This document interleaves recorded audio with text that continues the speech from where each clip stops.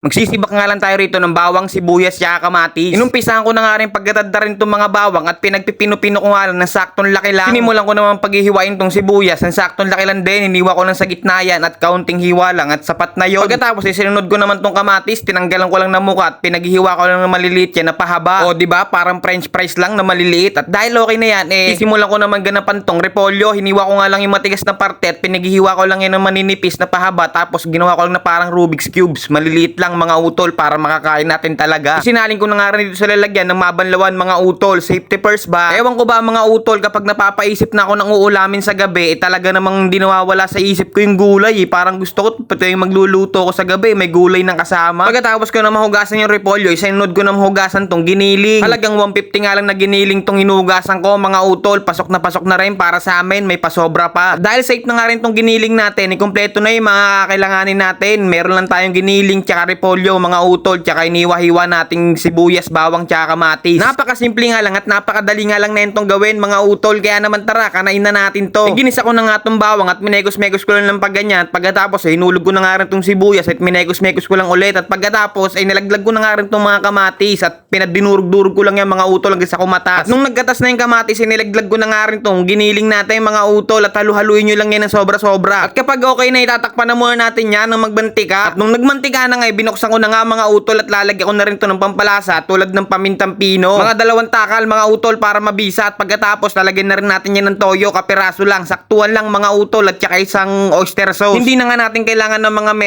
measurement na yan mga utol, tansyahan lang tayo palagi, lutong bahay, kontento na. Imekos-mekos nyo lang yan mga utol hanggang yung pampalasang mga inilagay nyo ay magsama-sama, pagkatapos itakpan na muna. At nung nagmantika na nga ulit, nilagyan ko na nga lang din ng konting tubig mga utol para mas maluto yung giniling natin at saka nilagyan ko na rin ng asin para dagdag lasa na rin. Pagkatapos ay mekos-mekos nyo lang ulit mga utol. Napuputlaan na nga ako sa kulay kaya naman nagad ako rito ng saktong toyo lang mga utol ha. Ako na nagsasabi mga utol, wala nang measurement yan, tansya-tansyahan lang, sapat na. Basta sa pagluluto meron kang pagmamahal, kada luto mo masarap yan mati. Nung natuyo at nagmantika na nga rin ulit tong giniling, binuhos ko na nga tong mga repolyo. Mekos-mekos nyo lang ulit yan mga utol, lang walang kasawaan hanggang sa magpantay yung repolyo sa giniling. Isang kuluan na nga lang ang mangyayari dyan mga utol, ihusgahan na natin yan, kaya naman yung kumulo na ulit ng malakas ay talaga naman panahon na para husgahan na natin to. Ay talaga naman, sige na, ibababa mo na yung sandok at sumandok ka na dyan ng titikman mo para mahusgahan mo na yan bago hipan. Talaga naman pagkasubo ay napailing at talaga naman double okay sa akin to, double delicious pa talaga ka. Tignan mo naman kasi yung itsura niya mga utol kung gaano kabisa yan. Simpleng-simple, basic na basic din lutuin. At kapag natikman mo yan, siguradong isang kaldero ubos talaga sa'yo. Day off nga ngayon ni Utol tsaka ni Bayaw, kaya naman rekta kain na rin kami kagad mga utol kasi naglalaba kasi sila at kakatapos lang nila. Kaya naman after ko magluto ay naghain na nga rin kagad si Bayaw dito sa lamesa at inilapag na mga dapat ilapag. Double okay ka dyan. Tignan mo naman kasi yung itsura niya mga utol, kung ganyan iain sa'yo ay talaga naman. Kaya naman testingin mo na yan utol at pagsalu-saluan na natin to. At habang nakain kami magsha-shoutout ako. Kaya shoutout sa utol natin si J. Vincent Kung Yu from Tansa, kay Celion Dagindel Alexander from GMA Cavite, kay Evelyn Kahuko, kay John Kenneth from Sukat Muntinlupa City, at sa utol natin na si Bilar DJ. Shoutout sa inyong lahat mga utol at maraming pong salamat sa mga suporta ninyo. Follow mo naman yung page ko tol. Paalam!